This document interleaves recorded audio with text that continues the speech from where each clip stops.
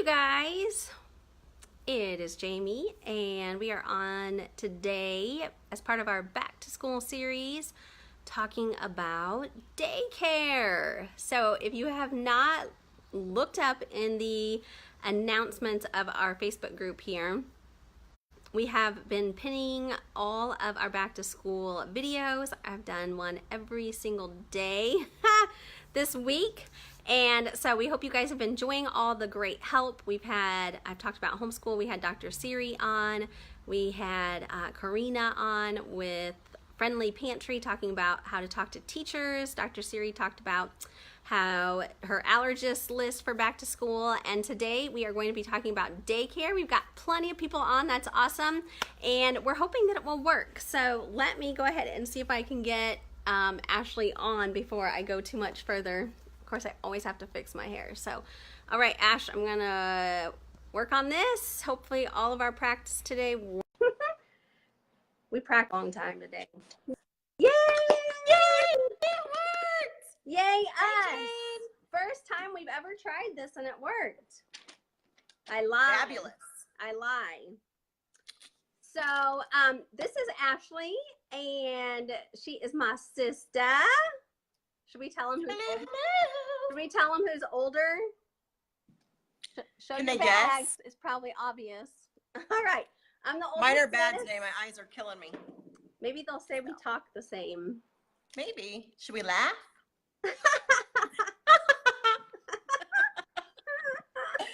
Oh, too funny. All right, so this is my sis, and when I was lining up all of the great help for our back to school series, I was laying in bed at midnight thinking, well, it's not quite midnight, but I was like, Ashley would be a great one to help out. Let's add another video. So it's a beautiful day out. Totally. It is gorgeous. Gorgeous. So I'm itching to get this video done faster than I've gotten the other ones done, and to get out and do something with the kiddos. Are you Awesome. game? Gosh, why do I feel like I look really bad? You don't look really bad. I should be back farther. That's the trick. Okay. I think I tried that, and I feel like I'm really far away, and I can't see anything right now. Like my eyes are killing me. No, that's good right there. That angle's good. Stay there. Okay. How do I Stay look? there. How do I look, Ash? Fabulous. Okay, Ashley usually does like my makeup and everything. So she's like the fashionista. You do have a sweatshirt on. I'm proud of you. Thanks. I figured you'd be all dolled up. You always look I good. was, and then I thought, nah. Nah. You were like, I've seen Jamie do these videos and I know it ain't that serious. I have my daycare shirt on. Yay! So, all right, so tell us about daycare. How long have you been a daycare director? And I also like to swing pencils at people. I have lip gloss. All right, that's great. That's typical. I have a pencil and you have lip gloss. Wait, how long have you been directing daycare? Oh goodness, let's see. I've been the director of operations at the daycare now for 4 years. Mm-hmm. And prior to that, I was an assistant director at another daycare for, 6 years. And then a teacher for several before that. So lots of years in daycare. Yes, and you have been a food allergy aunt forever, 12 years. And you have been one who has always been really good with Miles. And It's too bad that you live in another town, because you would be one of my babysitters for sure. So you went into daycare knowing food allergies because of Miles, and then I did. Well, I got into daycare because my son at the time was 3 years old, and we thought maybe having some reactions to peanuts and tree nuts. And so really my degree is in education for secondary education, but I just couldn't get myself to leave my son at daycare because I didn't know what to expect. So that's how I wound up in daycare to begin with. And being, an allergy mom of 2 now in daycare, it is definitely nice to be with them and to kind of lead the daycare in food allergy knowledge. So we've made huge strides. That's awesome. You and I are both secondary education degrees. And I also directed our homeschool group so that I could swoop in and change some things.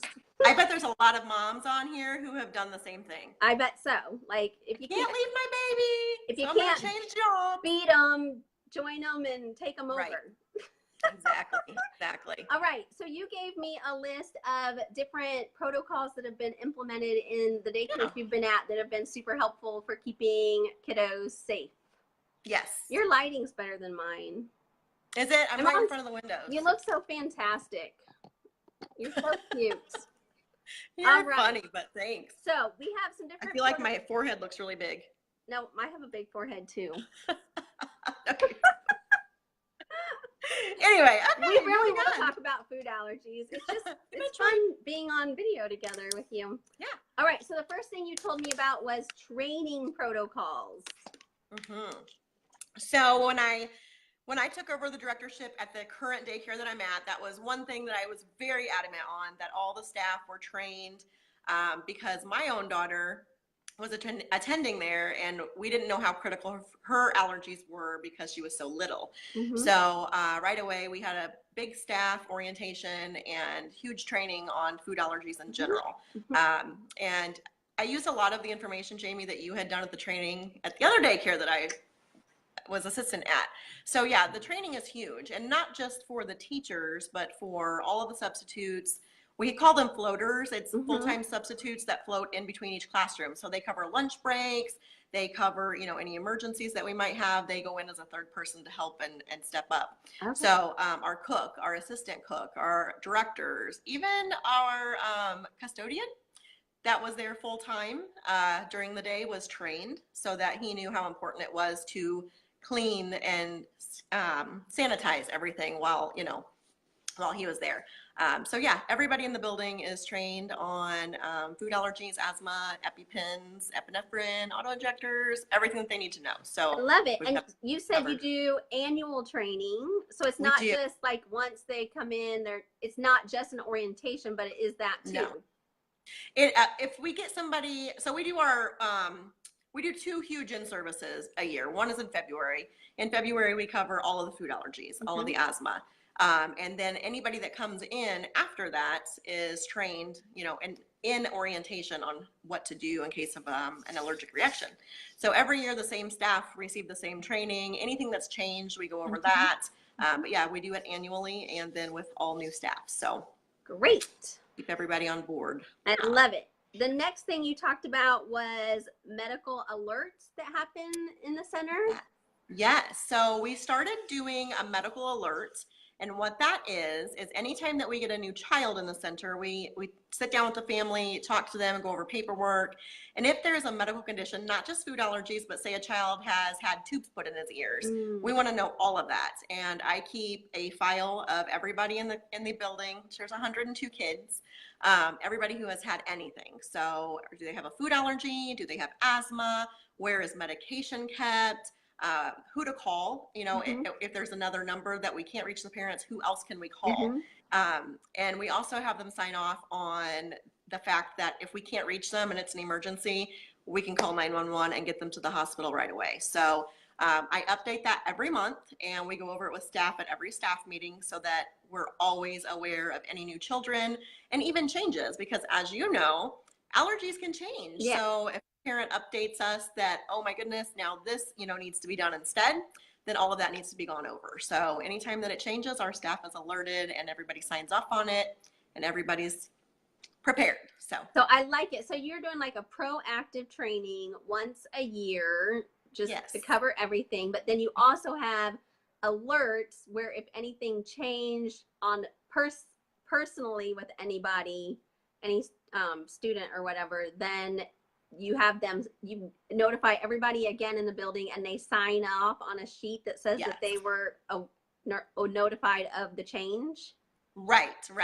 And then that list is kept in every classroom, in every office, in our cafeteria. It's kept behind a door, so parents don't have access to it, but all the teachers know exactly where to find it in every classroom. What kind of list is that again? Like your like medical needs list, sort of? We call it a center-wide medical alert list. Oh, okay. So any child who has any kind of medical need will be on there. Like I said, it's not just allergies.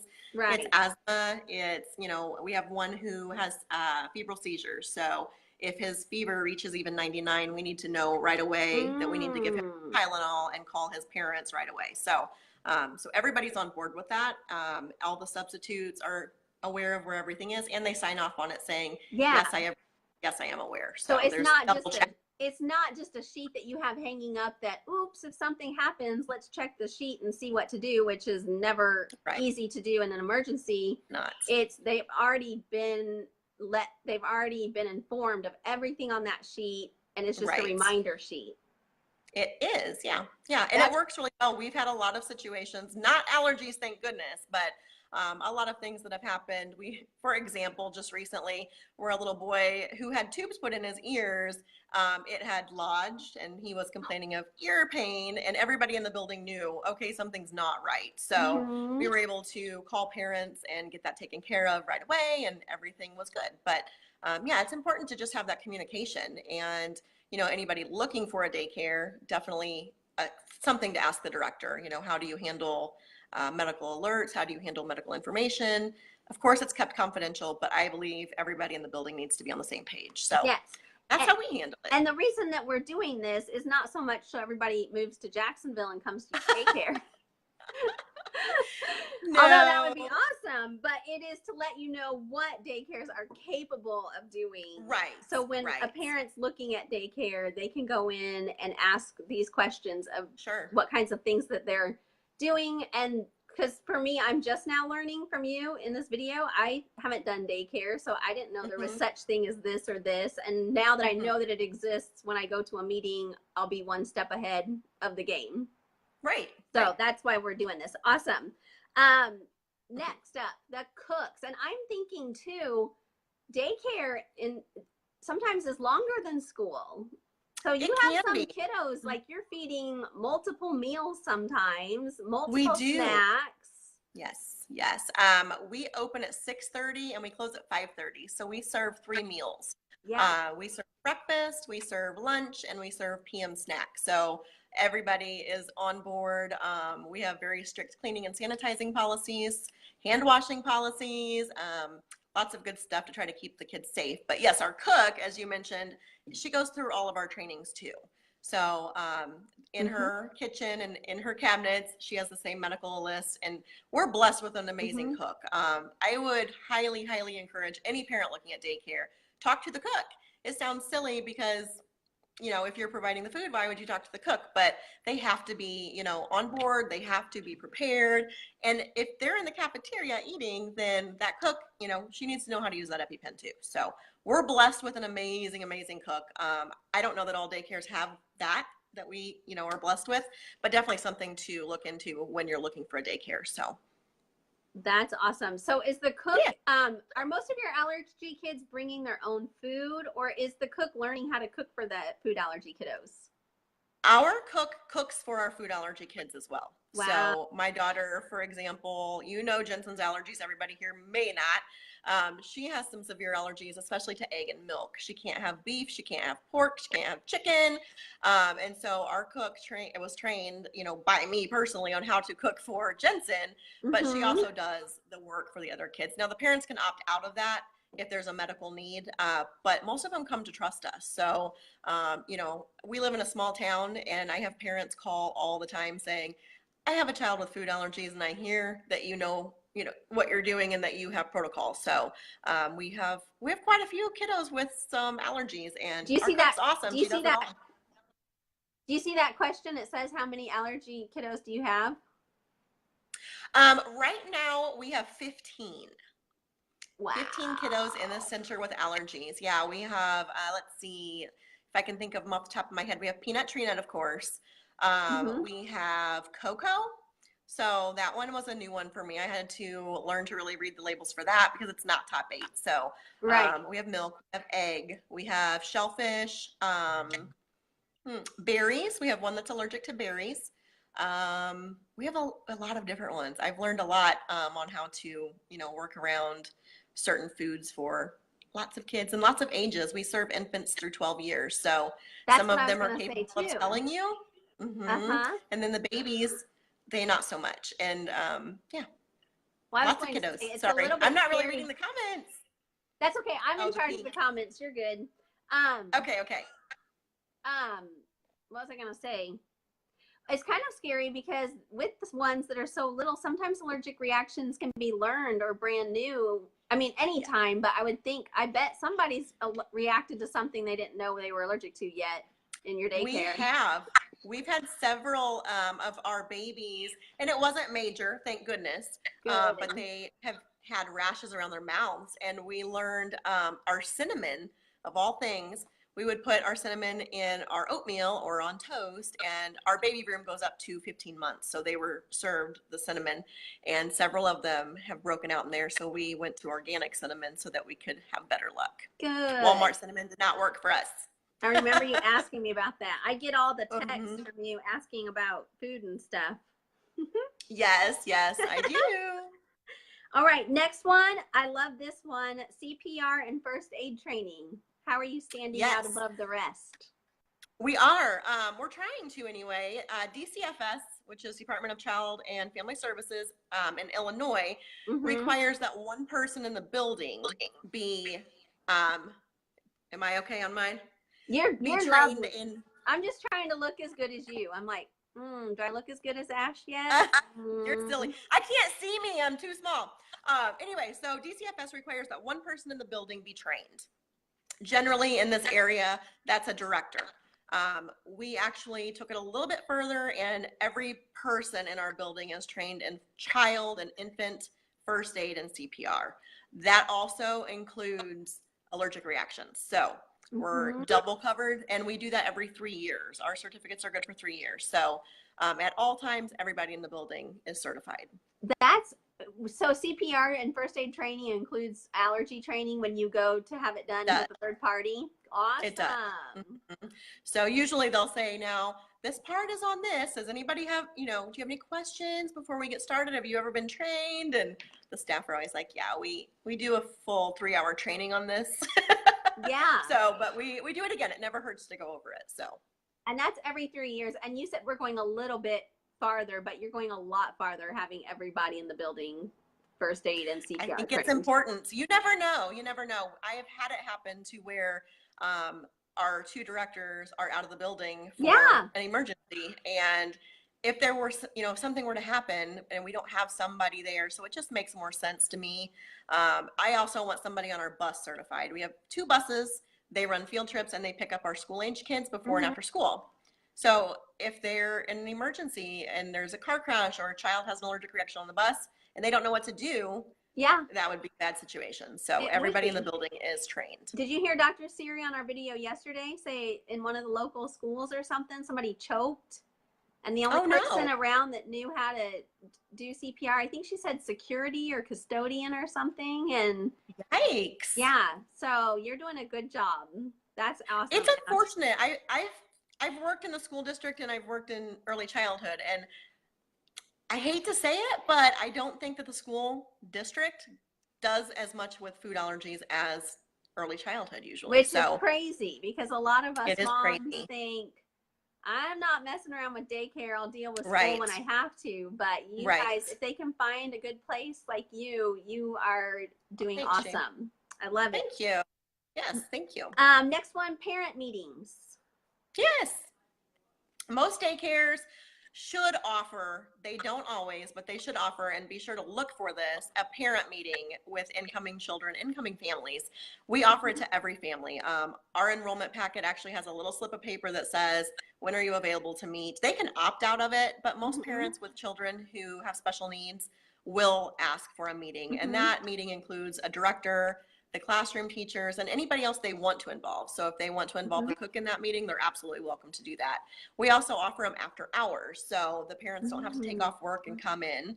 We can stay after work and meet with them then, whenever it's convenient for them. So.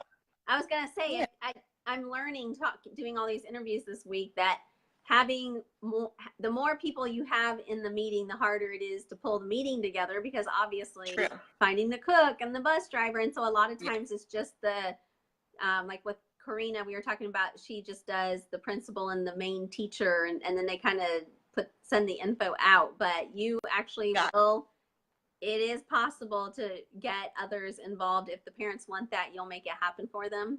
Absolutely. Yeah, it is possible. And I think any daycare who, wants 100% certainty that they're going to keep this child safe. There's no reason not to. Right. If you have to do it after hours, you have to do it after hours, even if it's over the phone. Just some way to get that communication out there. So that's a good idea. You could do Facebook yeah. Live with them too. You could do Facebook Live. I have my phone taped to a box right now. You do? I'm gonna have to send you a picture of it. Did you see the thing, Rowan's- Mom has some gadget now that it's like a sticky thing you put on the back of your phone and then you can stick it up to anything. Wow. Yeah, she showed me that. She showed me that the other day. So Rowan said Aunt Jamie has a tripod. Aunt Jamie does have a tripod, and one of our members sent it to me. I'm so lucky. Oh my gosh, how nice. I know. They were tired of seeing it fall over, I think. Mine is taped. It's not going anywhere. All right, you need one of those slap things from Mom. I think she had extras. Just ask her. I should ask for one for Christmas. You should. Good luck with that. I love it. All right.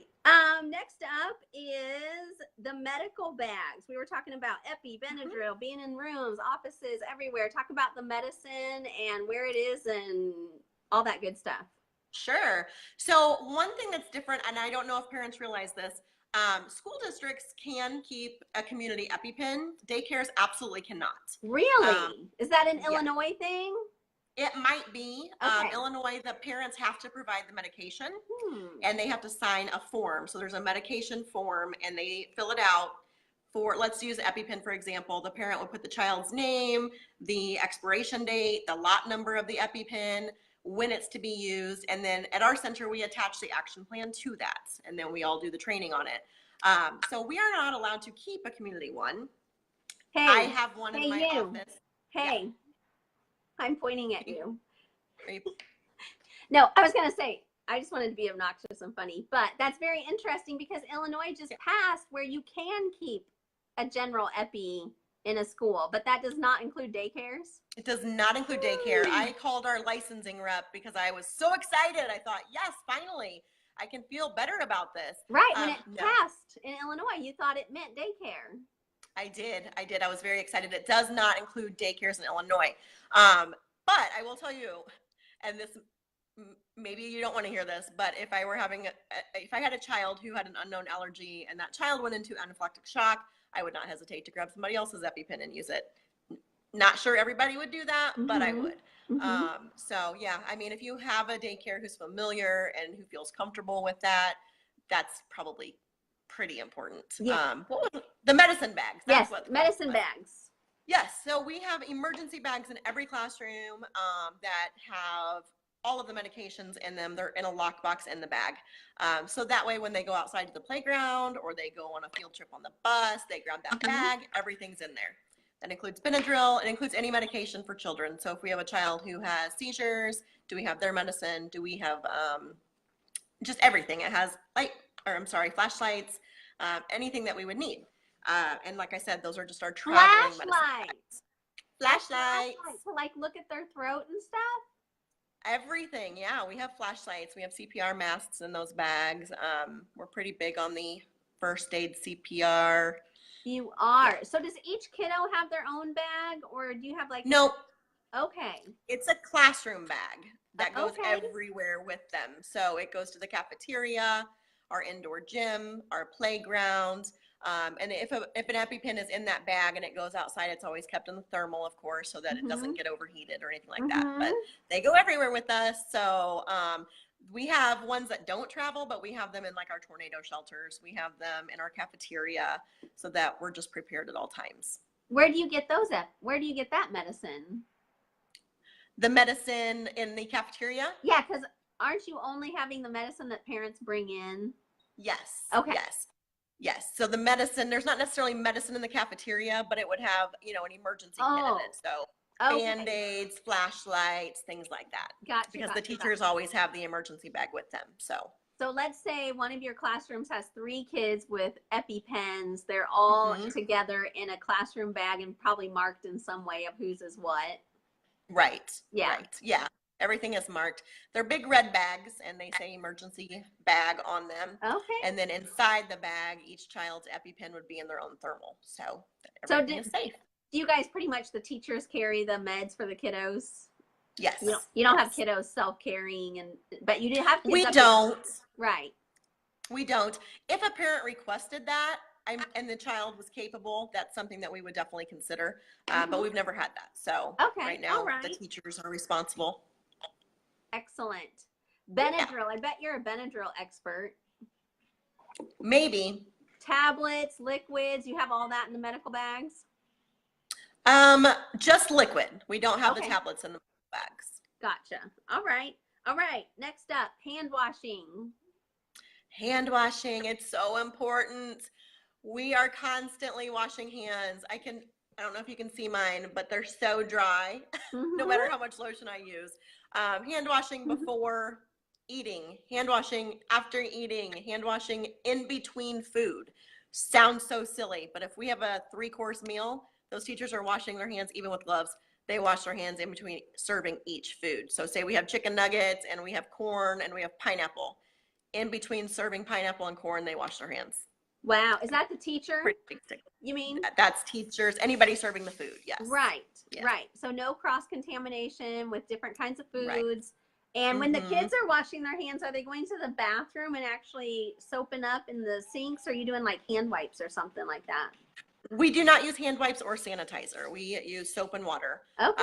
Each classroom has their own sink, so the teacher can monitor as the kids are washing their hands. That's perfect. I know to ask these questions from running the homeschool group because there were just little nuances that made a big difference in what parents would want to know. And then the last one, I love this one, and we've been asked about this before, but you guys actually educate the kiddos about different. We do. Yeah. We do. We try to do a theme week where we talk to the kids, and of course it's daily too, not just a week that we do this, but we have a week where we'll look at the different needs in the classroom. So if we have a child with allergies, one day is dedicated to reading books about allergies and watching videos about allergies. So that all of the kids are aware. But it's also daily maintenance where it's wash your hands, make sure you don't touch so-and-so after you eat. With Jensen, she's 4, everybody, and her classroom buddies amaze me all the time. They've been together since they were babies. And if somebody brings cupcakes into the classroom and they know Jensen cannot have them, they get so upset. Like, those can't be in here. You can't have those in here. Jensen can't have them. So it's just a buddy system with all of them. She has such a great group. I'm blessed, and I hope all daycares have that kind of camaraderie. But teaching the kiddos about hand washing and allergies and differences. Every child is different, so we drill that. But it's cute to watch the kids try to keep other kids safe and knowing Jensen can't have that today, or whatever the case might be. Kiddos get it better than adults get it. We talk about that all the time. They do. Parents, they do. Adults go into this tizzy that life can't be normal, and the kids are just like, hey man, this is my buddy, we're not going to eat those in my class. Like, hello. Yes. If a 3-year-old can get it, why can't a 33-year-old get it? Right. I love it. So who's Jensen's teaching class, those little things? What's that? Well, I was going to ask who's teaching that. Are the teachers doing it? No, I'm the oldest. I'm talking. You go. Shut. Who teaches the little kiddos? Do you go in and do it, or do the teachers do it, or do parents come in? Because I'm getting some parents are asking about it, like wondering if they should go in and do it or something like that.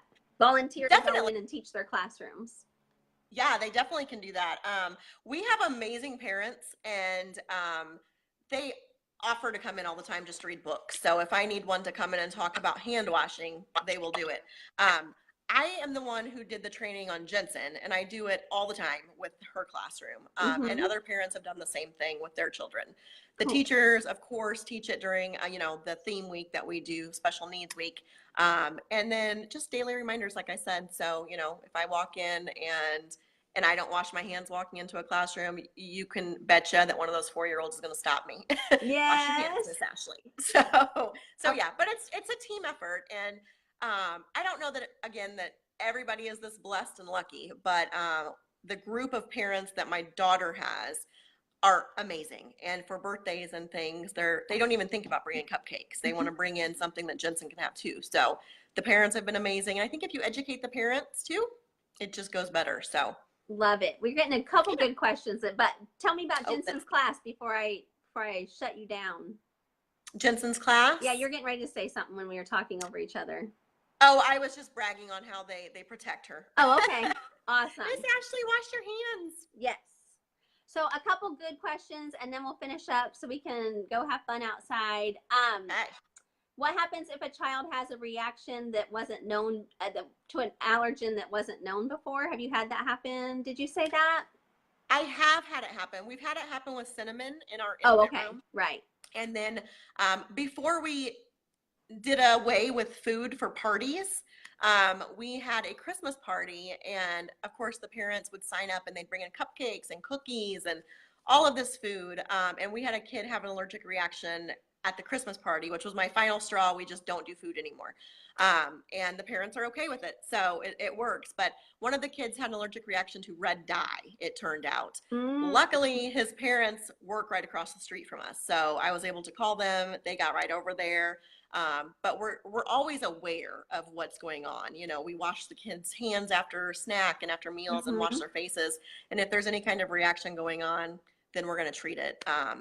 Like I said, I would absolutely use an EpiPen. I would absolutely use Benadryl if I needed to, even though I'm probably not supposed to. Most parents, when I've had it happen, I've called and just said, I know that he's having an allergic reaction. Can I please give him Benadryl until you get here? And they always have said yes. So we'll treat it if we need to. You're a maverick. You go, girl. Would you ever turn away? One? Would you ever turn? Huh? Oh, this is one of go ahead. Another good question. Would you turn away a child with complicated food allergies, or would you take on the challenge? Me personally, I would probably try it. I've had parents before, and not with food allergy, with other special needs, say, nobody else will do this. I've been turned away. I can't. Wow. I need childcare. If it's something that I really, truly don't think we can handle, I would say, maybe a one-on-one in-home sitter would be best.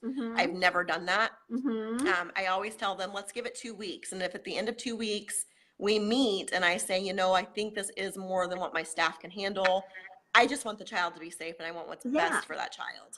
And if it's something that we can't do, then that's something that we can't do. But like I said, I've never had that happen. We've always tried and we've worked it out. So that's good. I didn't even realize that happens, but that's a good idea. Like, give us everything we need to know. We want your kid to be safe, and we'll try it. Right. And then if a parent is told no after that, then I would want to be told no. I guess that's not going to be a safe situation. So that's good. Yeah. Good question. It is a good question.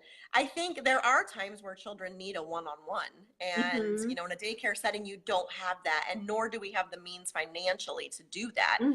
So if we can't accommodate it, one option that I actually have given before, and we worked it out, was I cannot provide a one-on-one, but if you want him to stay in daycare, we'll keep him if you can bring us in a one-on-one.